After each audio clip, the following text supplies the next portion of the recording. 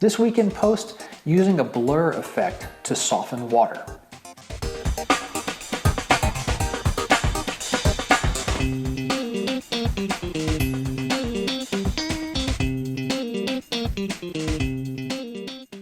Hi everybody, I'm Scott Davenport and welcome to In Post. This is a show where I go through the post-processing of one of the photos from my library and just talk about why I made the choices that I did, what worked, what didn't work.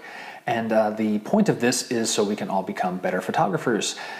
Me walking through the process of why I did certain things makes me stop and think about my photography, and hopefully me sharing this will help you with your photography.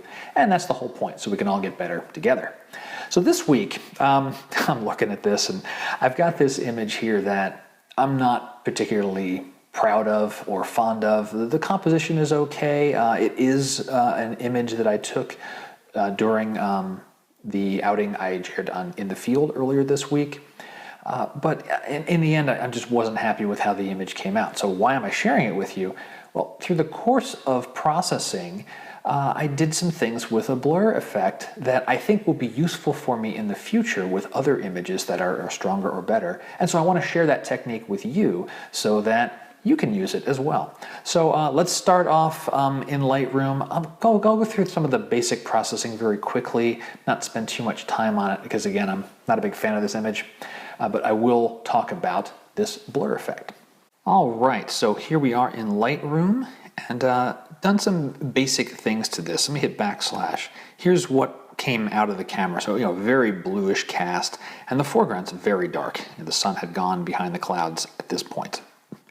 So brought up the temperature a whole bunch, used the picker because I want the whites of the foam in the ocean, that to be white.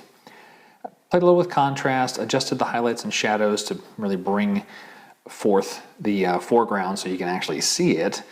And the whites and blacks were pretty good. Overall the histogram spreads out pretty well. And then I got into presence, brought clarity up. I was watching these rocks and also brought the vibrance up to bring a little bit of those greens out in the rocks, the moss on the rocks, and a touch of saturation for the oranges that are in the sky. Now it's this clarity setting that, in retrospect, this is where it became somewhat of an issue to deal with once I got into effects. Let's go over to effects, and I'll show you exactly what I mean.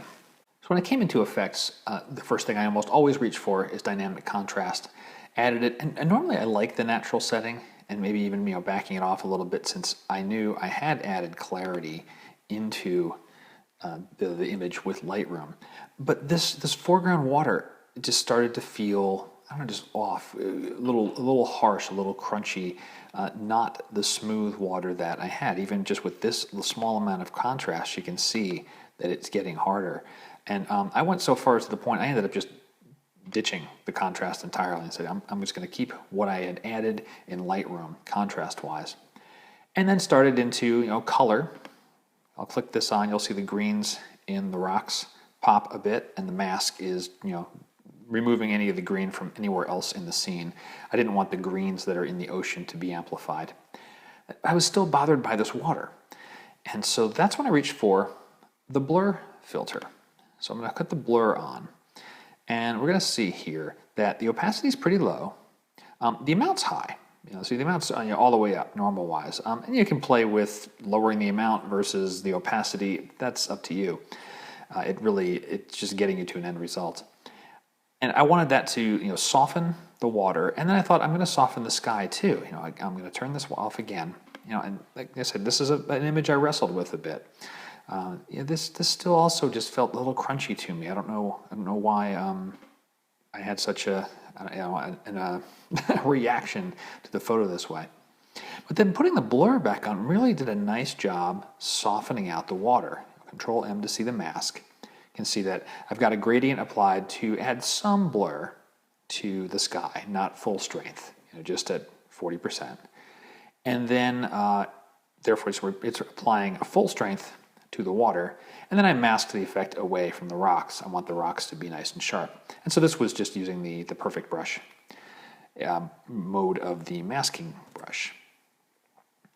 And from here, at this stage, I was kind of getting to the point, this photo just doesn't have it. It's just not all there. In honesty, the light is just not there. So I did a few other things trying to, you know, accentuate the foreground. So, you know, darkening the background a little bit with a gradient, adding a little touch of, very little touch of brightness in the foreground. You can see that's, you know, very, very subtle. And then closing it off with a vignette. You know, but in the end, you know, the image is like, yeah, it's okay. It doesn't really do a whole ton for me. It does not do justice to this location at all. But it's the blur, and that's why I'm showing you this. I'm going to show you this one more time because the blur filter here did a very nice job of softening the water. So here's before on that blur filter. You can see all those fingers of water there, which in this case, I wanted those softer, and then putting the blur back on after. In retrospect, adjusting the clarity slider in Lightroom with the basic panel versus a brush, that was a mistake. I was looking at the rocks when I changed clarity and did not pay attention enough to what it was doing to the water, making it very crunchy. So then I'm in effects and I'm doing my normal contrast work, and you know, now the water's really looking, you know, harsh and horrible. Ended up blurring it out, so you know, negating what I had done in Lightroom. You know, it's you know, an automotive analogy. You go buy an off-road vehicle and then lower it to the ground to make it a lowrider, and then buy a lift kit and raise it back up. You know, a whole bunch of work for a net zero gain. So the tip of the week is that the blur effect can be very, very useful for water. You know, in this scene, I think, well, in any scene where you've got moving water at a reasonable pace, where there's spray, there's mist coming up along the edges of whatever the water is running across, that gives you some latitude in your masking. You do need to be particular with the mask that it's applied for the blur, so you're not taking crispness away from things that should stay crisp.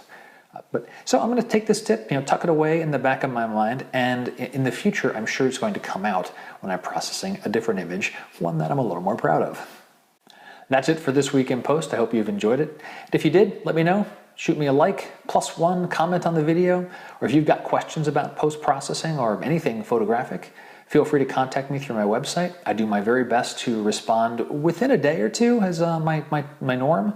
So you know, you will actually get a response. It won't just go into a bit bucket. And it's always just great to hear from folks that are getting some value out of these videos. Until next time, my name is Scott Davenport, and happy shooting.